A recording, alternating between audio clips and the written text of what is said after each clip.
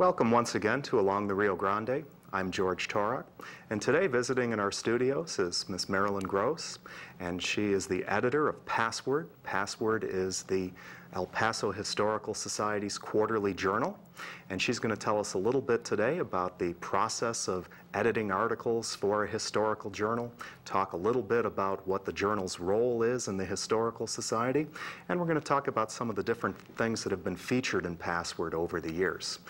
Welcome to Along the Rio Grande. Thank you very much.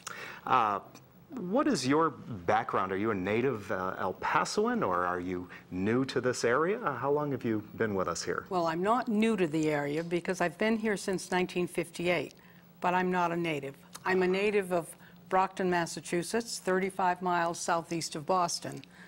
It's about as far east as you can get, almost. The Army brought me here. I went from Massachusetts to Buffalo, New York, the Buffalo area, to Alaska, which I loved, and then I came here, and that was a physical shock as well as a culture shock. And when exactly did you end up here in El Paso? In 1958. Okay. So I've been here a long time.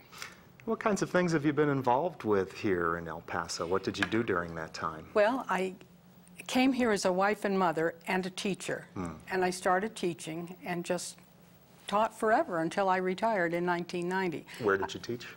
I taught at Henderson the year it opened. Some people are going to say, oh, I thought that had been open forever. And then I went to Northeast. I went to Crosby, Schuster. Then I became a counselor, went to Terrace Hills. And from there, I went to Rusk as an assistant principal and to Lee as a principal. And then I wound up as an instructional consultant. Oh, I see. So you're very familiar with the educational system in the area. Oh, yes. And at some point, you got interested in El Paso history. Well, you know, there's no good Catholic like a convert. And after living in the Boston area with Bunker Hill and Plymouth Rock and Provincetown and all of those wonderful things, Lexington and Concord, I really wasn't interested in history. You know, I looked at it, I went to the places and saw the things, but I really wasn't too interested. But then when I came here, I took a course with Dr. Sonicson and absolutely fell in love with the Southwest, and particularly the McGoffins. And Dr. Sonicson has a very well-known 2-volume work on the history of the El Paso area. Oh, yes. And he was very active in the Historical Society at one point. How did you become connected with the El Paso Historical Society? Well, after reading about some of the speakers that they had, I decided this is an organization I need to join. So I have joined, and for years I have gone to their meetings and seen the people about who I'm now reading. And editing at some point, how did you become involved in editing Password? Well, I knew Dr. Day, Dr. James Day, through the El Paso Chorale of the Westerners. And when I discovered that he had become editor, I thought, there is something I've always wanted to do. I'm not trained for it, but I have always wanted to do it. So I asked Dr. Day if I could learn how to do it under his auspices, and he welcomed me with open arms. And you started out as an associate or an assistant editor, and now you are the editor. Now I'm it. Okay. How did the El Paso Historical Society get started? It's been around for a while now. Well, it started in 1954, and when you come from the East, where the historical societies were organized in the early 1800s, 1954 sounds like this is a baby organization. But in terms of our history, it isn't. And it began when Mrs. Schussler of the Women's Department of the Chamber of Commerce decided that was going to be her project for 1 year. So the society was organized, and by the end of that year, they had 600 or 700 members, and we have had an average of 850 to 900 members each year since then. Its roster is the old guard of El Paso.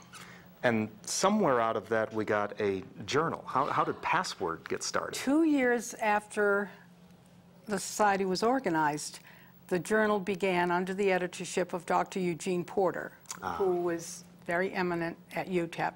As a matter of fact, this journal and the Historical Society have all the eminent names in El Paso education at the university, Texas College of Mines and Metallurgy, and then University of Texas at El Paso. And we've had a number of people from the community college at times who have worked with it as well. Of course, when it started, there was no community Correct. college. They were all at UTEP. But in recent times, we have Richard Becerra, who Yes. does some of the book review yes, editing. he does. He's the book review editor. And we have some people that contribute from time to time as well. Oh, yes. Among the book reviewers are many from community college, including you. Done a couple for the Yes, password, you exactly. Now, what exactly is the mission and purpose of Password? Is there like a stated mission for the journal? What Well, types of material are they interested I in? have the stated mission of the society. The purpose of the society is to promote and engage in research into the history, archaeology, and natural history of West Texas, southern New Mexico, eastern Arizona, and northern Mexico, to publish important findings and to preserve the valuable relics and monuments. Every time I think of relics and monuments, I want to say, I am not a relic. That's a pretty broad mission, though, isn't Yes, it? it is. I just went back over the last 3 years, and I have some of the articles that we have published. We've published an article on the Battle of Bracito, which was the only battle of the Mexican-American War to be fought on United States soil. And Bracito, you know, is right up the street on the way to Las Cruces. We've published on the Plaza Theater, the Keystone Site, the Valverde Cannon, the environmental history of the greater El Paso area, the bottling industry. I never realized bottles were so important in El Paso. The Casa Ronquillo in San Elizario, which was the original Presidio. The economy and politics of the area during the 18th century, the first Japanese in El Paso, the Garcia family, who were the original holders of the Chemizal Grant, John Potts, the botanist who was in Chihuahua during the Mexican-American War. It's quite a mix of not just traditional local history, but you have some of the newer histories in there as well. Environmental history is a growing field, and Yes, something it is. that Yes, it is. something that you don't tend to see in historical or local historical And journals. that is the article that's, half of it was printed in the last issue and half will be printed in the next issue by Dan Skurlock. Wonderful article. It told me many, many things that I have always wanted to know about this area. How does an article get into Password? What's the genesis of it? How? Well, it gets to me by whatever means. And what are the means? How do articles get to the Historical Society? The assistant editors and I have gone to history convocations, as you know, because I've met you there. We've gone to hear speakers. We've gone to Las Cruces to meetings there. And wherever we go, we have our business cards in our hand, and if we hear someone that we think has a really good article, we approach them with a smile, a card, and please submit an article. And that's turned out to be an effective approach? A very effective approach. Okay. Suppose I wrote something about El Paso history, and I was interested in getting it published in Password. What process does it go through? Where does it go from there? I take you a rough draft, and how does it proceed from there? Well, I read it, and I haven't found any yet that I've said, ooh, this is terrible. Usually they're excellent. In fact, almost all of them have been excellent. I would read it, and then I would pass it on to the assistant editors, see if they're assistants or associates. They're associates, not assistants. I never remember. Terms and strata don't interest me too much. I pass it on to them, and sometimes they'll send it back and say, oh, this is too wordy, or this has information that's not necessary, or this is great, but it needs more. Is there a decision about who gets what type of article? Do people specialize in different areas, or? Well, some people specialize in certain areas, and to those I give certain articles, but I try to spread them around because I don't want to wear anyone out. People have a way of getting worn out when they have to read too many articles. And is the editorial board involved in deciding what types of articles get published at all, or is there communication between the people that are editing and people on the board? Either they will call me or they will send me back the manuscripts. In fact, I got one back that said, this material is out of date. There has been a lot done on this since this was written. If you can update it, fine. And then when articles go back to the authors, is there usually a lot of reworking that needs to be done? On a few articles, there has been a lot of reworking, yes. But generally, Generally, they're in pretty good shape? They're in pretty good shape. Great. As an editor, what exactly are you looking for in an article? Something unique or something different, or is it to fit into the mission statement, or what's your first the first thing that you're looking for when you read one? Well, first of all, I'm looking for articles that read well, that I read the first paragraph and say, oh, this is good, and I keep on going and it's interesting.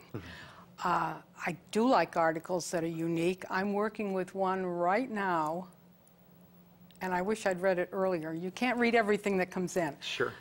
It's about the Lincoln County War, and it does not mention Billy the Kid. And I think it's great. I hope my readers think the same thing of it, because I like it. But I am looking for things that are articles that are unique. For instance, the article on the Chemizal that we did 2 or 3 issues ago was written by Victor Guzman, who is related, and he even gives us his family tree, so to speak, in the article. And it's things that have come, of course he researched it, so he has all of this documentation, but it's material that grew from family stories. And I think those are very interesting. We need, Dr. Sonicson said, there is a wealth of literature in this city, but nobody wants to write it because the history is too close. And I guess that's true. Suppose I had some ideas for an article, but I'm not really a writer, but I've put together some material. Could someone from Password maybe help me or steer me to someone that might advise me on it? Yes, they certainly could. They could help you with the writing, or they could say, well, if you'll let me give this material to so-and-so who can put it together and make an article out of it. And there's a wide range of writers that have yes. worked for that have submitted things for Password. yes. I noticed that you have everything from academics, people with doctorates in the field, but I've noticed high school students. Yes. I've noticed people that have done family histories or family studies. Could you tell us a little bit about some of the different authors that you've had? Well, I talked about Victor. How would a student get a piece in there? Well, I've had a couple of students call me and say, I'm doing an article on, and I say, that's wonderful. I would love to read it. When you have it in a form that you want to submit, make sure it has endnotes rather than footnotes. Submit a brief bio, your name and address and phone number so that I can get in touch with you. And if I decide to use it, I'll let you know. So don't look for it in the next issue, because right now I have a file drawer half full. Some of our students expect things to be published right away, see them in print right away. They don't realize that there's a whole process behind it. I've had people submit articles 1 week, and 2 weeks later they say, it's going to be in the next issue. And I say, well, no, not exactly. You'll have to be a little more patient. Does Password work with any of the area high schools in looking for material? Do you have any high school teachers that are active in those getting their who students to write? We had middle school teachers who submitted their material for the Gorman essay contest. And what exactly is the Gorman essay contest? Well, they have to write family memories. They have to go back to grandparents or older members of the family and dig out the memories of their childhood. That's what this year's Gorman contest was. Last year, the Gorman funded something at UTEP, funded a convocation at UTEP. So they do different things, but usually we get articles for Password. And we have students at the community college and students at UTEP that may be involved in a project or maybe have some ideas for writing. Maybe we can inspire them to Well, I certainly work on hope some so, material. because, you know, the older people I now know are not going to live forever.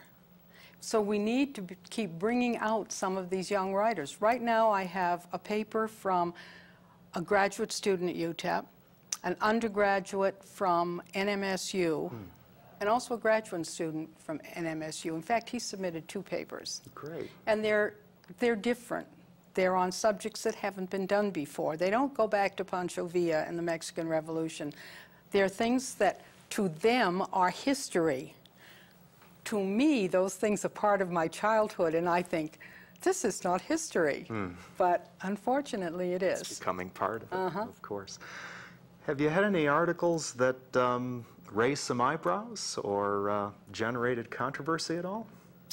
Well, I haven't heard about too much controversy as yet, but I think that's because we're still in the honeymoon phase. I've only been at this a year, so we're still in the honeymoon.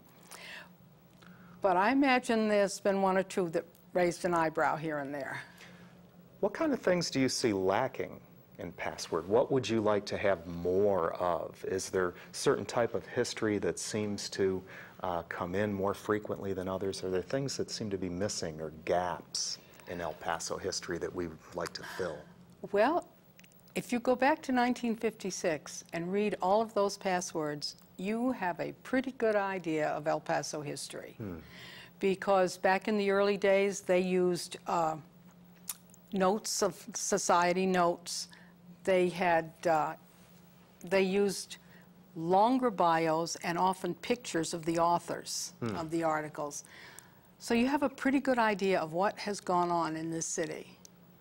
And has Password changed over the years and how it's presented material? Are the articles different 20 years ago or 10 years ago than they are today?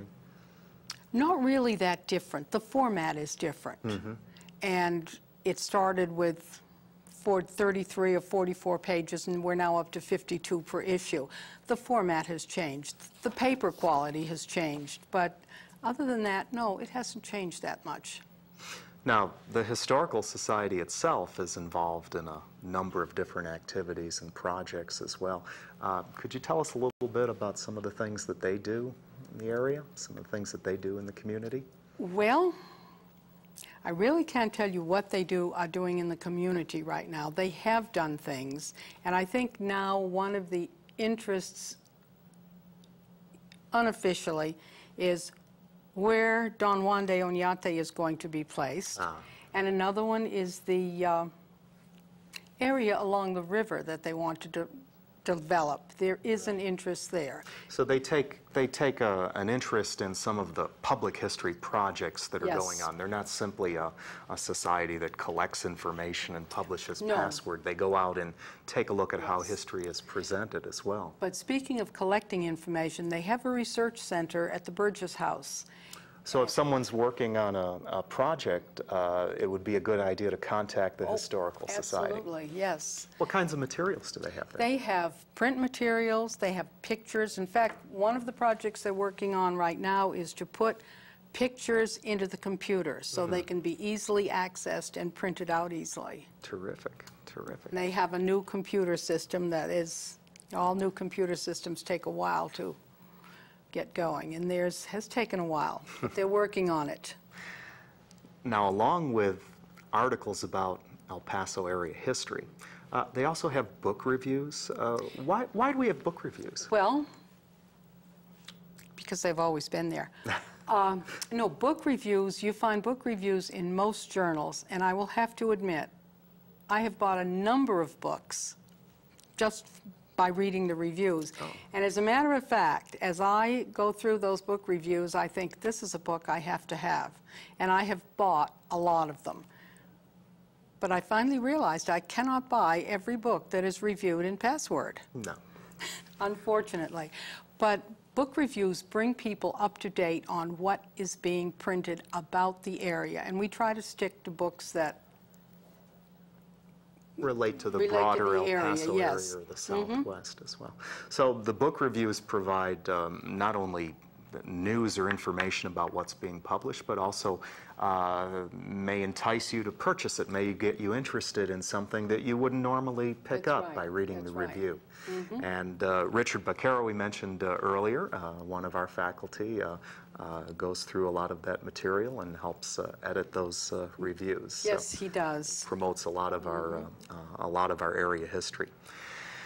Now, I understand that along with editing Password, you're involved with some other activities in the community as well. And Yes, the I am. McGoffin Home, I understand, is one of the places you've McGoffin worked Home with. is my first love because Dr. Sonicson, one of Dr. Sonicson's projects was read the Diary of Susan McGoffin.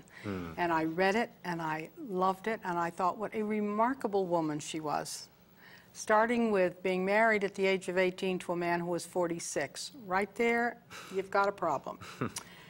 But she went all the way across the Santa Fe Trail and never uttered a word of complaint against her husband, which I think is remarkable. Today's brides do not do that. And we end up with a interesting account of the trail as well. Oh, she leaves us one of the few records of that experience. She wasn't the first woman who went across the trail, we now know. However, she was the first one who left a written record. And if you read her diary, she met everybody in that era and the Mexican War. She knew them. And what kinds of things have you done with the McGoffin Home? Well, I'm a member of the Casa McGoffin Compañeros, which is the Friends organization, and I'm a docent at the home. So I do their school outreach. Whenever they need a tour to go out to a school, a slide program, I take it out to the schools. And I have done tours in the home. And I particularly like the tours working with children. Well, the education background comes in handy when you're doing these public history projects. And I love it when a group of children are absolutely silent while I tell them something. And that's the education background coming out, yes. And the Chorale of the Westerners, I understand, is another organization that you're connected with? Well, the Chorale of the Westerners is what I have always described it as a fun historical society. We meet once a month, except for June, July, and August. We have dinner, and we usually meet, in fact, we almost always meet on the UTEP campus in the Staff and Faculty Center. We have no secretary's reports, no treasurer's reports. Once in a while, as the treasurer, I put a printed report out on the table. We just listen to the speaker and enjoy what we hear. What kind of a speaker would you have? We usually have speakers that have subjects referring to this area. We sort of stick to this area. And are there many people from the Historical Society that are also involved in that? Or does it tend to be a different group of people? There are some. They used to be the same people, but they're not anymore. As the older people have gotten away from getting out at night or climbing stairs, they have dropped off of the chorale. A couple of times you've mentioned the fact that a number of the people in the Historical Society and connected with the chorale and connected maybe with the McGoffin Home are older. Are we having a problem getting younger people interested in this? Do we need new members? Everybody is having that problem. I have often said that the younger people, the people in their late 30s, 40s, they're still with their children. They're running to soccer games, to baseball games. They're doing all these things. They don't have time for this. But they really should do it now so they can get in on the ground floor. And I know people don't think this way. These young people here and you do not look forward to being 60 or 70 because it's so far away. Who could possibly live that long? But I am living proof. You do live that long. I really didn't think so when I was young, but we'd love to get college students interested in the Historical Society. We've had some come to the chorale, particularly people in the service, in the Army, and they have come very faithfully until they left. but we need those young people in these organizations. We need to promote the Yes, we history do. of the El Yes, Paso we area, do. and we have to show people that there is a rich history to our area. There is so much rich history here, and it's just a short way back. You know, you go back to Massachusetts, and the Bradfords go back to 1620. That's a long way back. Here, they're only 100 years away. Now, some of us don't want to remember our ancestors who are 100 years back, but they're part of the color of the area. And what do we see for the future of Password? Have anything in the works that people could look forward to? Well, not at the moment. The article on Lincoln sounds interesting. Yes, I hope that materializes, that gels very quickly. I don't see too many changes right now. As a matter of fact, I do not like to go into an organization or into doing anything with the idea, I'm going to change things. First, I want to see what's there, how it works, what can be done, and then little by little, changes will be made if they're needed. If they're not needed, I don't believe in change for the sake of change. Well, we want to thank you for joining us today and telling us about your work at Password and the work of the El Paso Historical Society. And we want to thank all of you for joining us as well. And we hope to see you all along the Rio Grande.